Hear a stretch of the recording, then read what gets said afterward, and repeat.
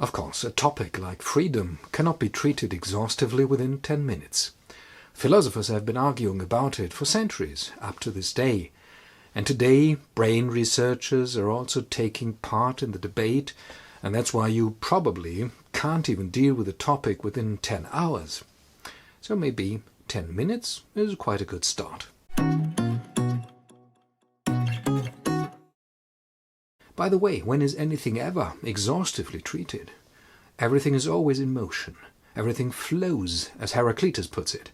It always takes on new forms, always reveals new facets, continues to develop.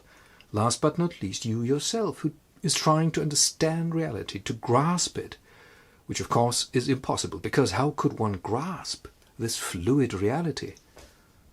Thus, I think we should say goodbye to the idea that grasping is an appropriate way of dealing with reality. This idea is pretty deeply rooted in ourselves, at least since the Age of Enlightenment.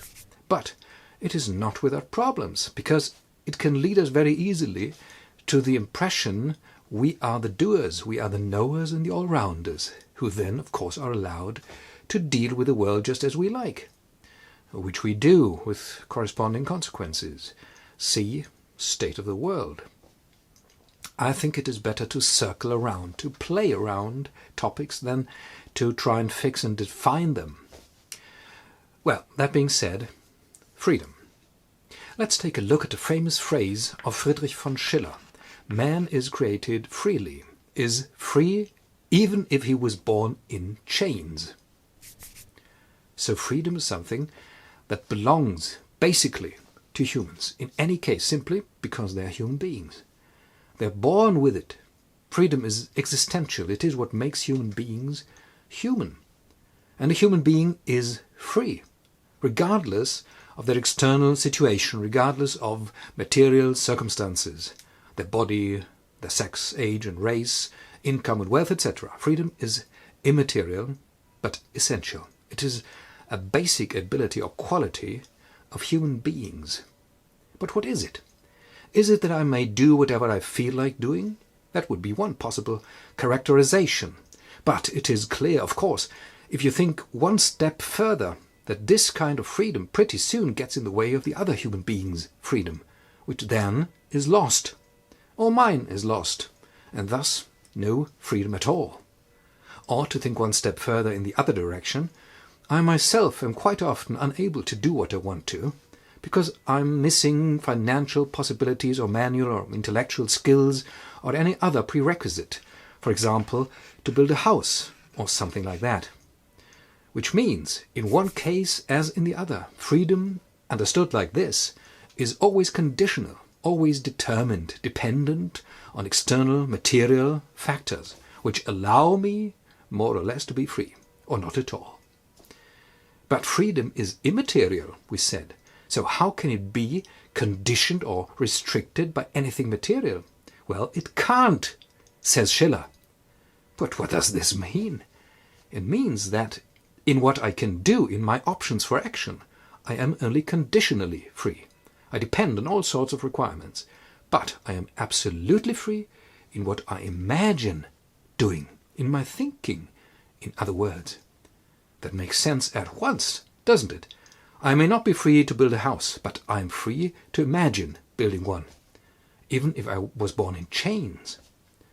Well, so far so good, but now, of course, brain researchers come along to spoil the game, so to speak, and say, wait a minute, your thoughts have a material basis as well, your brain. So, your brain determines your thoughts, and thus your freedom. And what you call your free will, therefore, is just an illusion created by your, in truth, unfree thoughts. Well, unfortunately, that sounds pretty shrewd, but maybe too shrewd. There are theories, you know, that are so shrewd they scrape past reality. Often shrewdness is but an extreme exercise of the method I described earlier, grasping, guided by the idea one could hold onto things and dissect them nicely. Thinking is a tricky business, no doubt. It deserves an own video. But so much for now. If you really descend into the depths of your own thinking and try to get to its source, you will find something completely non-theoretical there, a living source from which thinking emanates. And by thinking clearly from this source, one can realize that even the most shrewd objection to thinking is always a conceived objection, an objection that feeds on the same source of thought. And your thinking, if done seriously, is able to recognize that. As I said, it's a bit tricky, but not really that much either.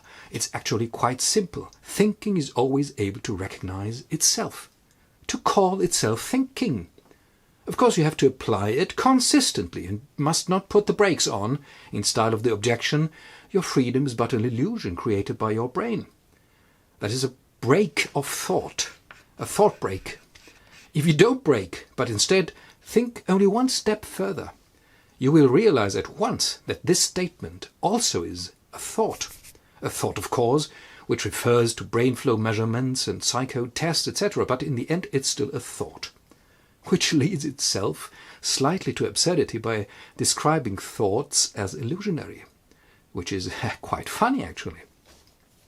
I dare to say, if you think ahead, beyond all thought breaks, you always get to the point where thinking has the last word. Thinking which is able to think about itself. It's really pretty spectacular if you think about it. Of course, the content of my thinking may be incorrect, but the fact remains that I can think about my incorrect thoughts.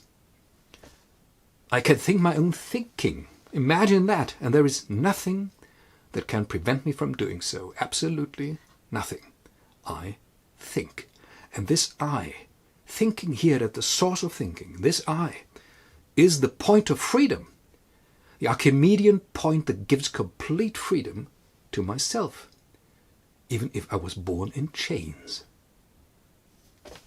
Thanks for watching.